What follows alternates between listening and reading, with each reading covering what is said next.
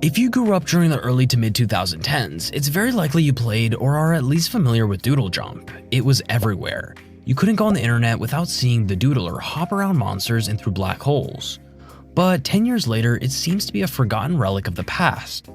How did a small indie game developer create one of the most impactful mobile games of all time, only to fall into complete irrelevance? It was July of 2008. Brothers Igor and Marko Pusenjak were sitting in a small apartment in Zagreb, Croatia, when a question popped into their head. Why wasn't there many very good mobile games? 1 year prior to this, Steve Jobs announced the creation of the iPhone. One of its many cutting-edge features was the ability to play games downloaded through the Apple App Store. However, after a few months, many of the large game developers such as Nintendo and Xbox were being constantly outperformed by small indie studios like Rovio and Halfbrick. This gave Igor and Marko the idea to try their shot at mobile game development, although having no prior experience in the space. Needless to say, it was a good decision. Together, they formed Lima Studios. Over the next year, the brothers worked tirelessly to learn the ins and outs of game development. After all this work, they released iBubble Wrap. It was a simple yet fun bubble wrap emulator. It sold over 100 copies in its first day. This gave Igor and Marko the confidence they needed to keep working and producing new games. A few months pass and the brothers released Eat Bunny Eat, a game where you play as a bunny and try to eat as many carrots as you can as they fall from the sky.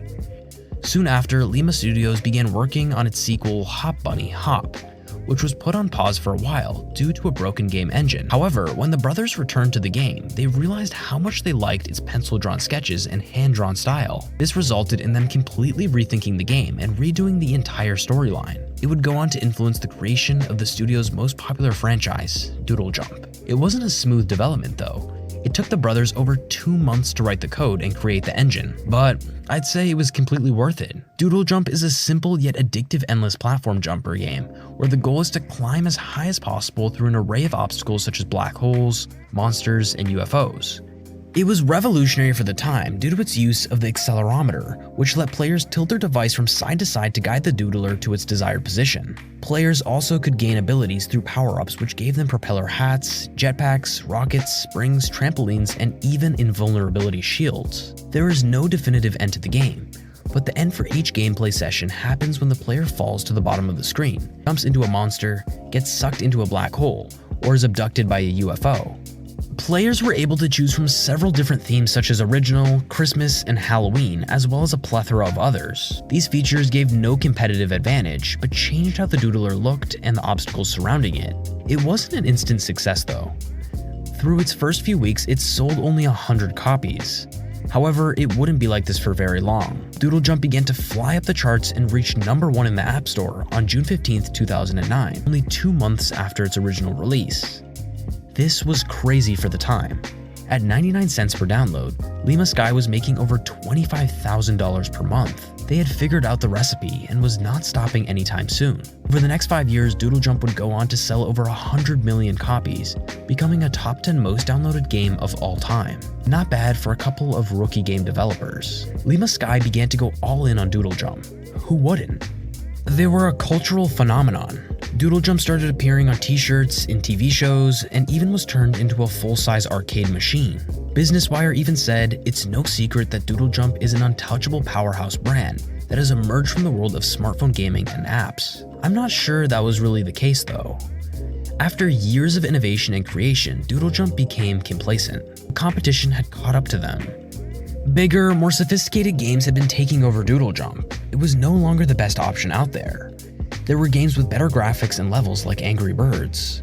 What was next for Lima Sky and Doodle Jump? They were in uncharted territory. Since their conception in 2008, they had consistently released games that were successful. But now they were at a crossroads: go the Rovio route and continually rewrap the same game, or buckle down and try to revitalize the Doodle Jump franchise with a brand new sequel.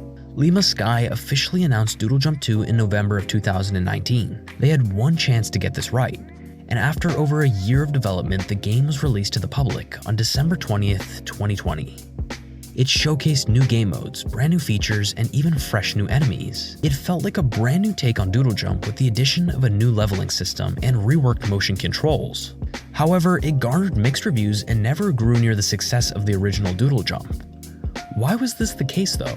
You could say it was due to bad marketing, or that it was basically a recopy of the original Doodle Jump, but I don't think that's the reason. I think it comes down to timing.